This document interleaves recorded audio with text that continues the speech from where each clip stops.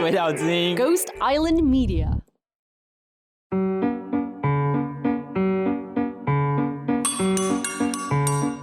让我们欢迎大使夫人阁下莅临。各位贵宾，大家好。今天本人非常荣幸可以在这里与大家分享我的外交生涯。今天我所要讲的内容是我要分享的大使夫人，你还好吗？拜托别给我逮赛胡林好不好？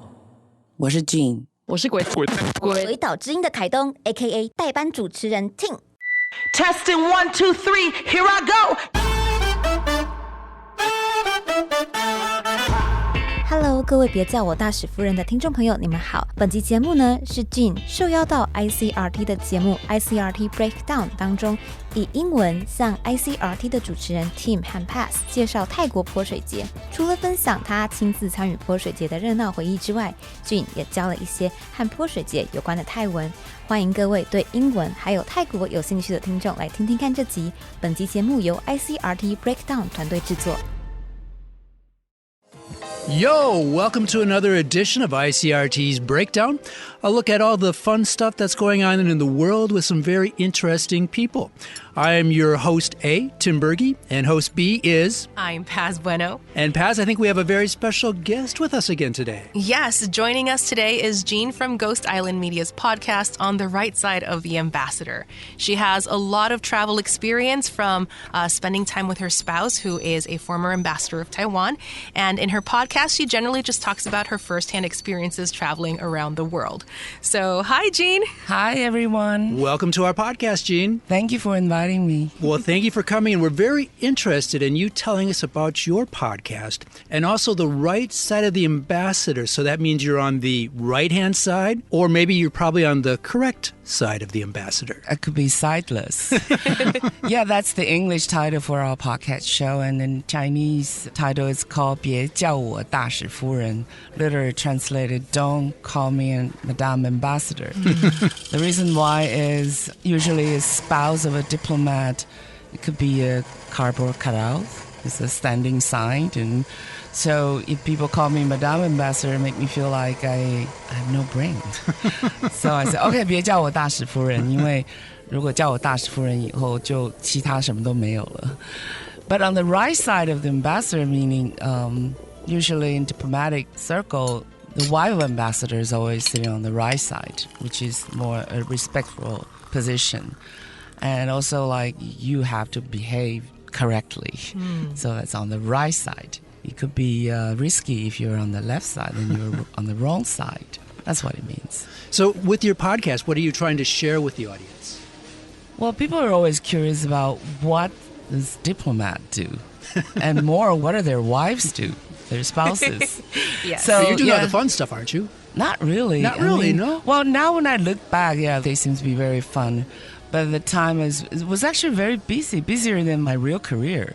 Because, when you relocated to a post, you need to move houses, you need to find school for the kids, and you have a lot of entertainment to do, like entertaining diplomatics corps people, and also making new friends, learning a new language, adjusting to different weathers or customs. So it's actually quite challenging in the beginning.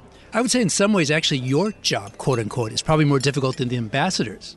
Because, the ambassador, he, she, would have like a set schedule of things to do. And you kind of have to create a lot of this yourself, don't you? Right. Well, my job is, as a diplomat's wife, is usually, the territory is usually at home. Especially for Taiwanese diplomatic relationship is quite difficult, in the past. And so I have to entertain guests at home a lot. So it takes me 2 to 3 days to prepare a meal and to prepare for the guest list, and also take care of all this food, and especially when I don't have a chef to go with me. So I have to cook everything myself. Wow, that doesn't sound fun. Sounds like a very tiring position to be in. I think I can open a restaurant now. Well, we'll be your first That's a good clients. side We'll be of your it. first customers, okay? So today we've invited Jeane to join us in talking about Songkran. It is a significant annual celebration in Thailand, which you have been in before. First of all, I would like to pronounce this word in a more proper way. Did I say it wrong? We've been making mistakes all this time? Right, it's actually called Songkran. Songkran. Yeah, it's a G, not a K. Yeah. Songkran. Oh. Interesting. Right. So Songkran actually is a Thai New Year's, and it's derived from the Sanskrit word Sankranti, which is related to the sun's movement or astrological passage between constellations in the sky. So it symbolizes the start of a new year. But it's actually the hottest month of the year in Thailand. So it's also called the Water Festival. But that doesn't mean like you're very hot, so people splash water all over. But it's also meaning like it's a cleaning festival. Just like in Taiwan, 我们要大扫除. Yeah. So before New Year's, they will clean the houses and clean even the Buddha's statues.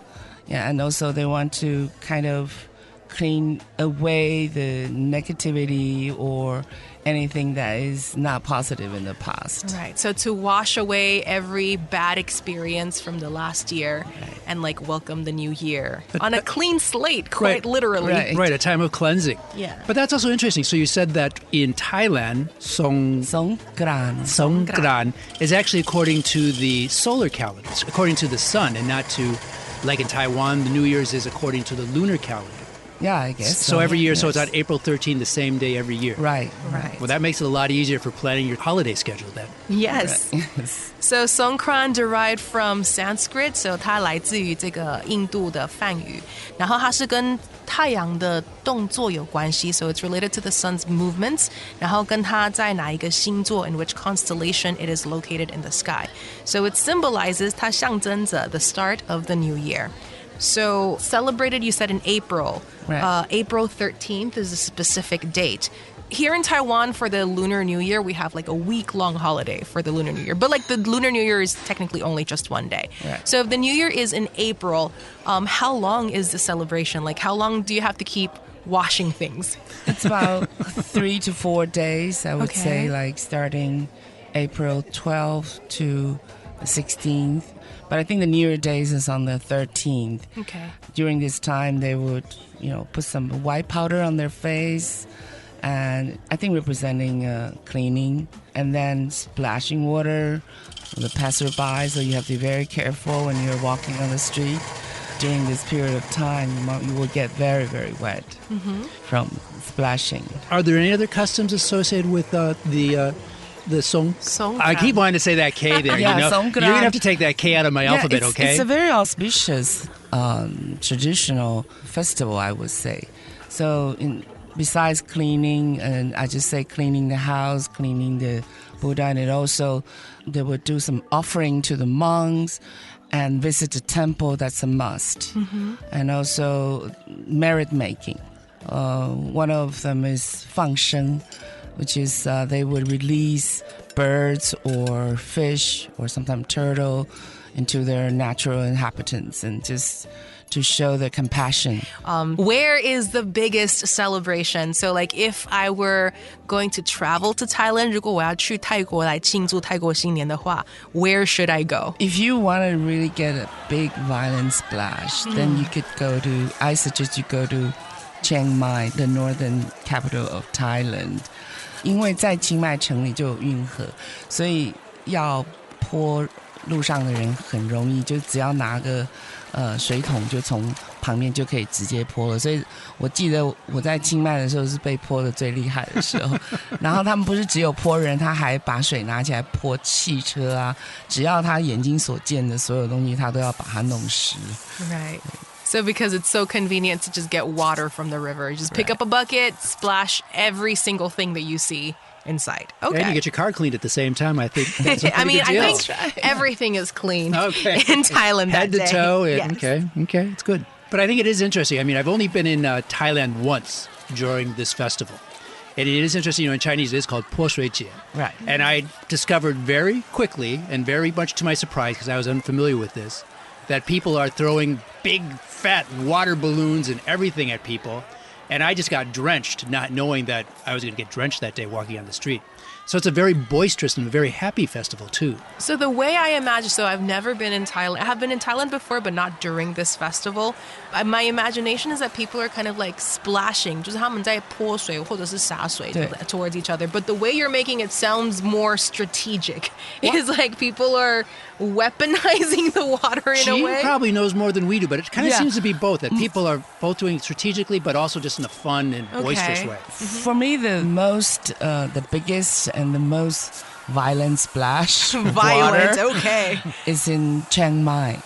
Really? The reason why is they have a canal right there. So The water is right, the limitless. water is right there. Convenient access. And they were splat not only on the people, but onto the cars. Wow. Everything that they see, everything inside. They were just, Buildings, trees. So it came to a point that I was kind of scared because I was already all wet and they still keep splashing. I see. So after a while, it feels like it becomes a little bit too much. Right. Okay, I see. So it's a lot of water. So people drench each other. 他们会互相泼水，然后就是整个全部都会，真的就是满身都是水。And then in Chiang Mai as well, so they have 就是旁边就有一个河流了，所以他们就是直接拿河流的水去泼水。And in some rural areas, 在一些比较农村的地区, the celebration can last even longer. What's the longest time Songkran has been celebrated? That's a good one. Thank you. You mean the day or like what's the longest Songkran celebration? Like some people celebrate, you said like 3-4 days. I think for a week or sometimes the whole month. Oh wow, Yes. okay. Because when some people will go away for holidays and when they come back and then but for the 泼水 Yes. 泼水一定是在新年那一天 Oh, okay. So the cleaning has to That's happen the before the climax new year. of word splashing. I love that. Okay. So I can't splash you like a week later. Is that what you're trying to tell me? Yes, it will be a little bit like outdated. Yeah, okay. The new year is already here. I've been accused of being outdated many times, so that would be nothing new. No. I'm just kind of curious, are there any other greetings you can teach us associated with this holiday? Yeah, like how do you say Happy New Year? In Thailand, when you greet people, you always say Sawadee Ka, right? Yes. But that's for ladies. For men, you have to say Sawadee Krap. Sawadee krap. Right. Okay. And so you use Sawadee and then say New Year, so Sawadee Bimai. Sawadee Bimai. Yeah, and you can say Sawadee Bimai Ka. Sawadee Bimai Ka. Oh, Pat, you got that down. That's great. Thank you. Okay, so it's a celebration. So people just say this to each other, like Right. upon On that day, Okay. Sawadee Bimai, everyone will say to each other. So you can say it to anybody you meet on the street. Right, Cool. right, yeah. Or maybe you will give hongbao also. Oh, really? They do that too? Some like Chinese Thai Oh, or Thai yes. Chinese. They do the hongbao too. Wow. Yeah. Oh wow. Okay. Is there anything special that But maybe... maybe that's the day we pretend that we're not Chinese. Are there any special customs that the Thai have, like maybe that they give gifts to children or anything like Oh, that? they give flowers. Flowers, and cool. food, yes. It's like an offering to gods and to family. And they do a lot of dancing also. Parade, dancing. It's a Yoshi. very happy occasion. You know, I think Thai people are really happy-go-lucky Yes. Thais when it comes to festival. Well, it just seems like in general, Thai people are just very friendly. You go there and you feel really relaxed. You go to restaurants even, you just feel so comfortable in Thailand. Right, it's a Buddhist country, so Right. they were very They're big on kindness. Yes. And- compassion. Yes. Yes. And speaking of restaurants, you mentioned restaurants. Yes. Food. My experience in Thailand, literally every single place, whether it was like a food stall, 不管是小吃摊贩, or if I went to like an actual restaurant Right. that was selling, I went to like an Indian curry restaurant in Thailand as well. Okay. All the food was so good. Why is all the food in Thailand so good? Well, To me, it's a little bit sweet, to the sweet side. But in the northern Thai food, it's closer to the Yunnan and Chinese influence. So it's different. But Thai food has also influence from the Persian food and Indian. So there's a lot of curries and mix, and also they're very creative people. 然后他们也在这一天，他们也很喜欢吃一种就是那个泰国的饭，然后泡在一个有花香的水里面吃。对，那个是叫做 khao che， 对，khao 是饭，然后 che 是泡的意思。就是对泡饭。khao che， 他们那天会吃那个东西。也是跟水有关系的。对对对 So it's still related to water in one way. So you're cleansing your palate, I suppose. Okay, and another famous dish is the mango sticky rice, which is an infamous dessert. 它是一个很著名的一个甜点。So, mangoes are also in season during April. That's right. Yeah, so it's the sweetest. Yeah, so between March and May, mangoes are in season, 就是芒果的盛产期. So there's also a lot of like mango sticky rice during the Thai New Year. 对，以前应该是新年的时候才吃，但现在每天都可以吃到 Yes. 这个 mango sticky rice. Awesome. Okay. I would say that Thai people are very good in receiving friends from afar, or they're very family oriented. Yeah, they're very big on Yeah, so hospitality. Songkran is actually not only the festival of social life, also religions and also family. Okay. Cool. Yes. I think Thai people are very creative. I mean, if you look at their Sanskrit, their writing system, they have to be an artist, everyone. But it's so difficult. There's no like comma or period. You would just have to figure out yourself. Wow. Okay. It's like a bunch of elephants and snakes running. You just can't read. It's a very pictographic script. Now I don't feel so right. bad when I don't understand anything. Right. So I want to go in and maybe mention some of the vocabulary words. So Jeane, you've already spoken that some of the customs are making merit making. So you have acts of kindness, and you have to also like release some animals, 就是给动物放生动物，对。Okay, so we also have watering plants or trees, giving alms, 布施 to monks. So just giving them food or new robes, or listening to the monks preaching, and as you mentioned, spending time with family and 对， friends. 或到庙里拜拜。 Yes.